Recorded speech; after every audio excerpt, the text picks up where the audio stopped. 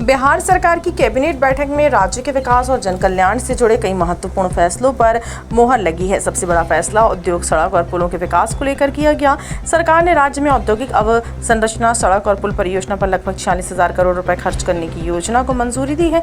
इसके लिए विभिन्न वित्तीय संस्थानों से ऋण लिया जाएगा। सरकार का कहना है कि इस निवेश से बिहार में बुनियादी ढांचे को नई मजबूती मिलेगी और औद्योगिक विकास को गति मिलेगी। कैबिनेट ने शिक्षा के क्षेत्र में भी बड़ा फैसला लिया है। राज्य के 5 नए केंद्रीय विद्यालयों के लिए प्रत्येक विद्यालय को 5-5 एकड़ सरकारी जमीन उपलब्ध कराने के प्रस्ताव को मंजूरी दी है। ये विद्यालय पूर्णिया, राजगीर, शेखपुरा, मधेपुरा और मधुबनी में स्थापित किए जाएंगे। सरकार का मानना है कि इससे हजारों विद्यार्थियों को गुणवत्तापूर्ण शिक्षा और आधुनिक शैक्षणिक सुविधाओं का लाभ मिलेगा।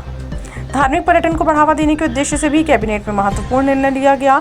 सोमनाथ स्वाभिमान पर्व 1000 वर्ष की अटूट आस्था के तहत बिहार सरकार करीब 1100 श्रद्धालुओं को सरकारी खर्च पर सोमनाथ यात्रा कराएगी। विशेष यात्रा 20 जुलाई से शुरू होगी।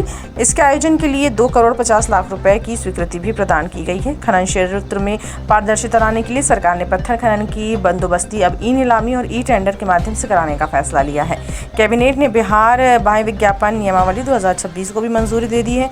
इस नई नियमावली के माध्यम से राज्य सरकार अपनी जन कल्याणकारी योजनाओं का व्यापक प्रचार प्रसार कर सकेगी और ब्रांड बिहार को राष्ट्रीय स्तर पर मजबूत पहचान दिलाने का प्रयास करेगी। वहीं सार्वजनिक परिवहन व्यवस्था को आधुनिक बनाने की दिशा में भी बड़ा फैसला लिया गया है। सरकार ने पीपीपी मॉडल पर राज्य के 31 बस स्टैंड को अत्याधुनिक सुविधाओं से लैस बहुमंजिला बस टर्मिनल के रूप में विकसित करने का निर्णय लिया है। इन बस स्टैंडों में डिजिटल टिकट काउंटर, वातानुकूलित प्रतीक्षालय, फूड कोर्ट, रिटेल दुकानें, एटीएम, सीसीटीवी निगरानी, ईवी चार्जिंग स्टेशन, चालक परिचालकों के लिए विश्राम गृह और अन्य आधुनिक सुविधाएं उपलब्ध कराई गई हैं। इसके अलावा गन्ना किसानों के लिए 34 करोड़ 59 लाख की लागत से गन्ना यंत्रीकरण योजना को मंजूरी दी गई है। पटना जू में वन्य जीवों की बेहतर देखभाल के लिए नए पदों के सृजन को भी स्वीकृति मिली है।